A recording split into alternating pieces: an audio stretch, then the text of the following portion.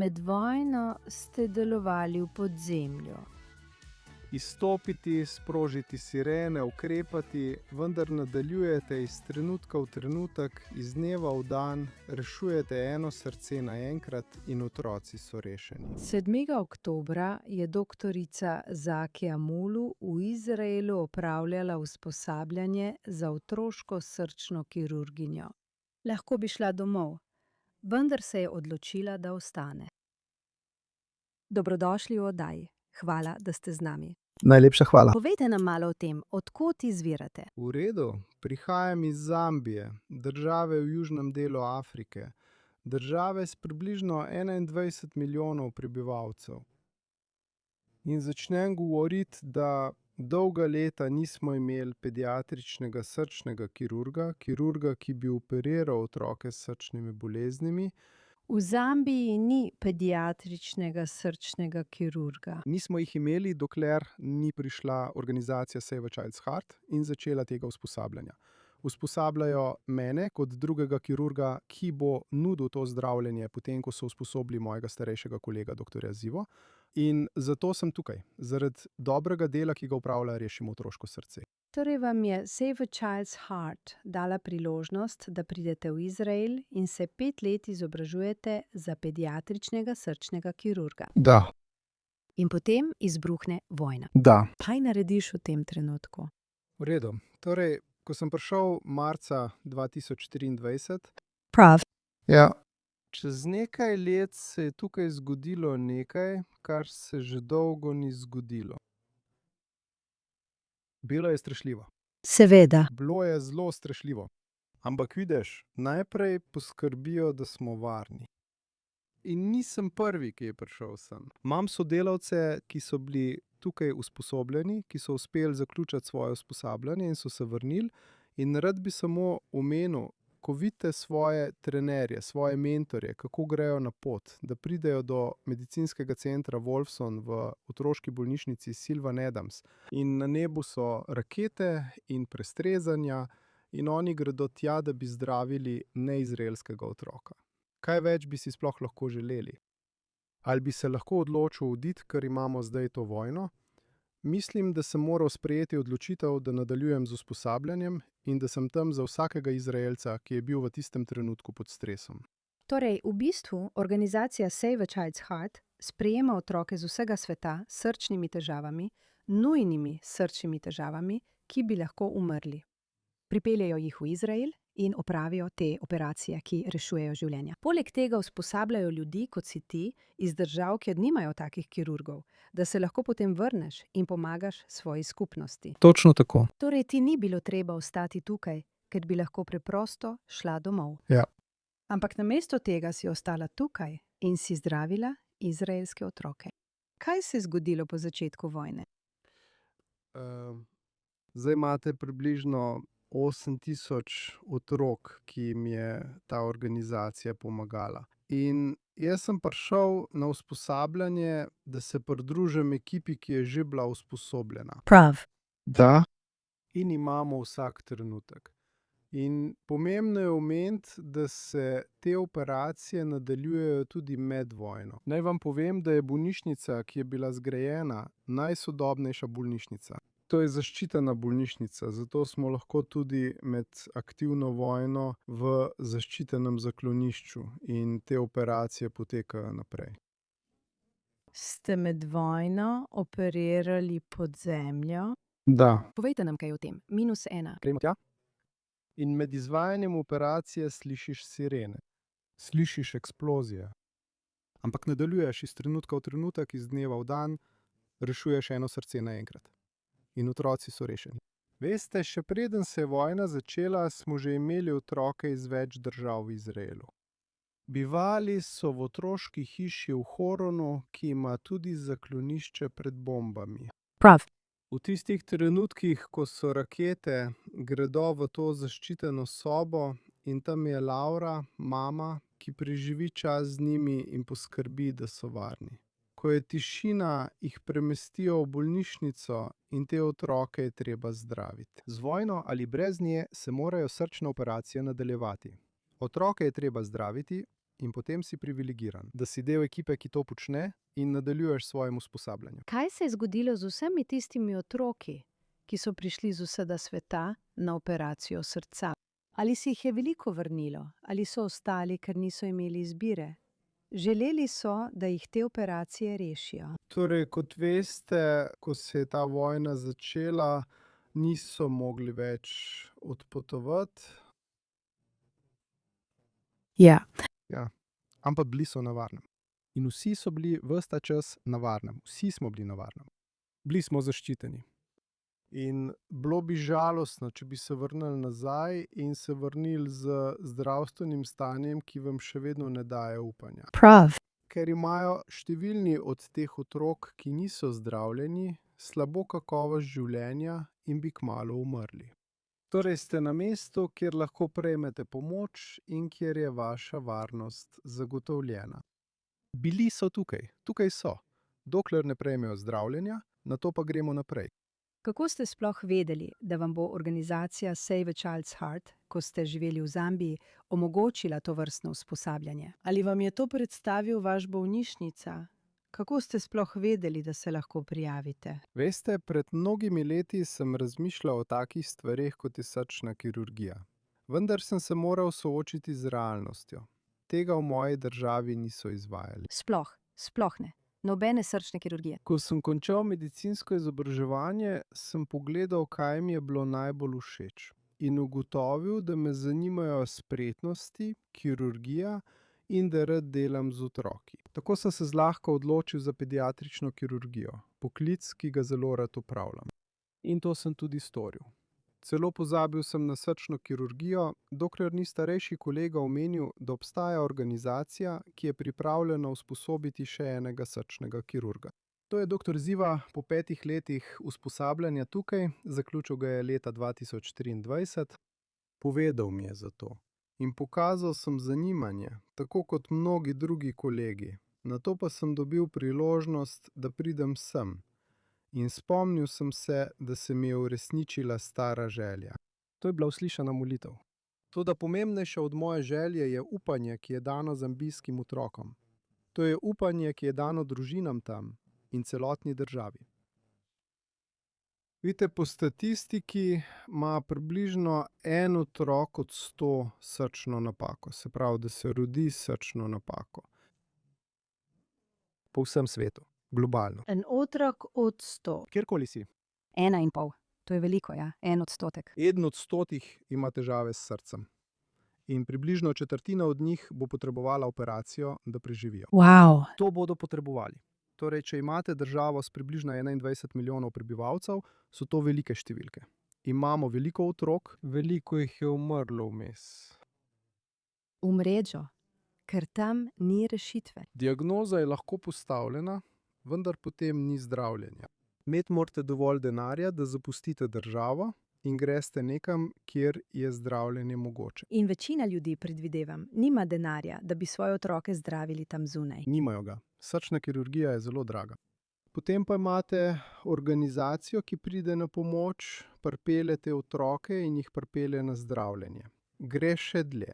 Mi bomo izobrazili vaše zdravnike, da bodo imeli to znanje in bodo lahko nudili to zdravljenje v svoji državi. Tako imamo otroke, ki prihajajo na to zdravljenje, medtem ko so drugi zdravljeni prav tam doma. In gredo še dlje in celo podarijo srčno-pljučni aparat, da vas lahko opolnomočijo. Tako imamo ameriški judovski odbor, ki sodeluje z organizacijo Save a Child's Heart, ki je pomagala podariti srčno-pljučni aparat. To poveča vašo zmogljivost. Wow. In to vam omogoča, da stojite na svojih nogah in lahko naredite več. In to je le zgodba v Zambiji, eni od 75 držav, ki jim pomagamo. Imamo tudi druge države, ki so jim pomagali. Imamo Tanzanijo, kjer so to ekipo gradili skozi daljše obdobje.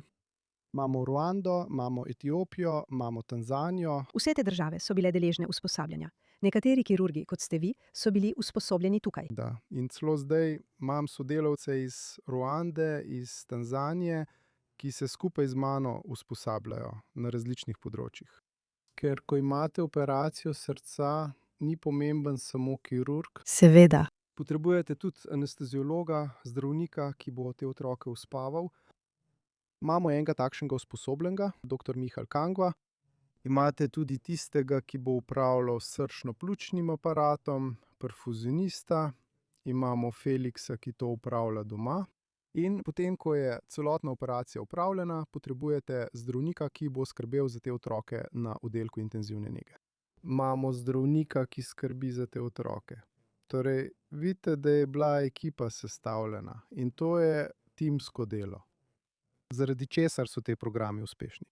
Torej, Save a Child's Heart gradi ekipo, opolnomoči ekipo in spremlja, kako ekipa napreduje naprej. To je neverjetno. In pomaga usklajevati te ekipe. Imamo sodelovanje jug-jug. Tanzanija in Zambija sodelujeta, saj pomagata tej novi ekipi, da razvije več zmogljivosti in naredi več, kot so začeli delati. In mi, ki smo zdaj v usposabljanju, smo tam, da povečamo število in damo več upanja več otrokom. To je neverjetno. Mislim, da je to zgodba, ki jo je treba predstaviti svetu. To je tisto, kar Izrael počne v toliko državah.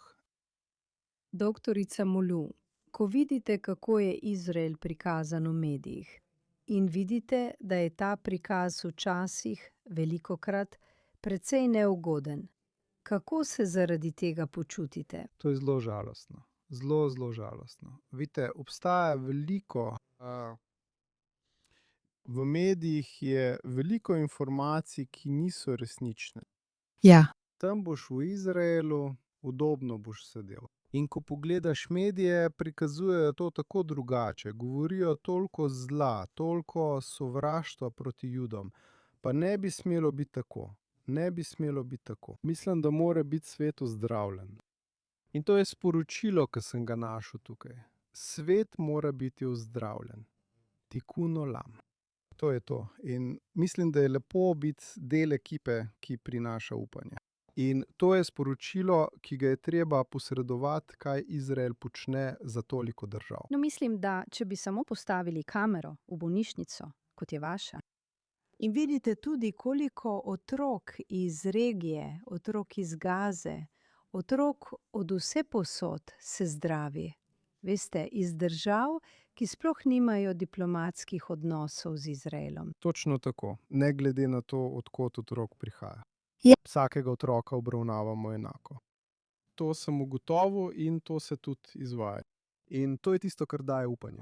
Če bi to lahko naredili tudi na višjih ravneh, ne samo pri otrocih, bi bilo lepo.